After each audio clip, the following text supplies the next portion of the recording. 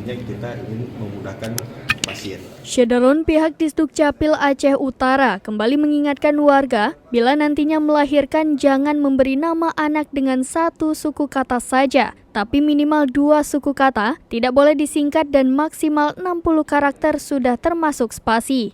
Hal ini sesuai dengan Permendagri nomor 73 tahun 2022, ujar Kepala Disdukcapil Aceh Utara Safrizal di sela-sela penekenan MOU atau PKS antara Disdukcapil Lok Semawe, Disdukcapil Aceh Utara dengan pihak RSUMMC Lok Semawe di aula rumah sakit tersebut pada Selasa 26 Juli 2022. Kegiatan ini dihadiri Kepala Disdukcapil Lok Semawe Munir, Direktur Utama PT RSUMMC Lok Semawe Muhammad Ramzi, dan Direktur RSUMMC Dr. Rahmat Suryadi.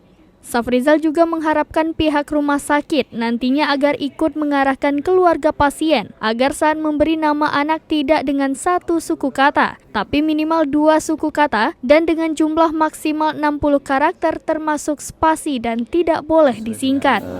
Permendagri nomor 73 tahun 2022, di mana salah satu pasal disebutkan bahwa 2022 yang mana bahwa setiap masyarakat warga negara minimal kosakata itu 2 kosakata.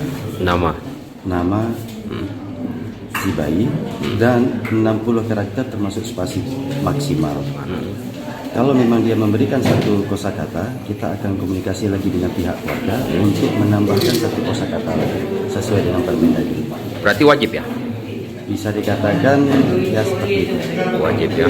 Sejauh ini ada nggak kasus, bukan kasus ya, maksudnya ada masyarakat yang mengajukan untuk permohonan NIK anaknya yang menggunakan satu kosakata sehingga harus diubah. Ada nggak kasus? Ada pas kebetulan saya langsung menghadapi masyarakatnya yang menyampaikan, saya tidak sebutkan nama yang disampaikan ke kami, tetapi saya berikan pengertian sesuai dengan Permendagri, maka dia menelepon isinya di rumah sakit, langsung dibubuhkan misalnya laki-laki ditambah Muhammad. Dan Muhammad itu pun tidak boleh disingkat, harus Muhammad.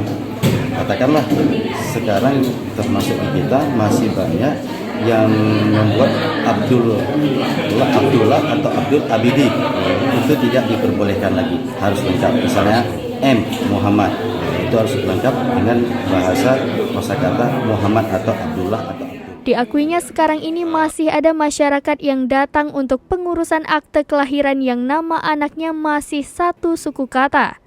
Dia juga mengharapkan bila mana ada rumah sakit yang belum melakukan MOU dengan pihak Disdukcapil agar segera melaksanakan. Apakah ini khusus untuk pasien melahirkan aja MOU ini atau untuk pasien lainnya? MOU.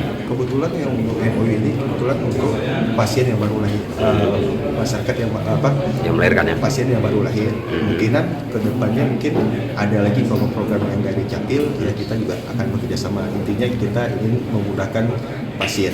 Keuntungan dari pasien yang melahirkan di sini dengan ada MOU ini apa kira-kira? Keuntungannya adalah kalau dulu sebelum ada MOU ini pasien harus mengurus sendiri dokumen kependudukan seperti KIA, kelahiran dan pencatatan di kartu keluarga. Tapi dengan adanya MOU ini kedepannya pasien tidak harus mengurus lagi sendiri, jadi nanti dari rumah sakit dan dinas capil yang langsung berhubungan.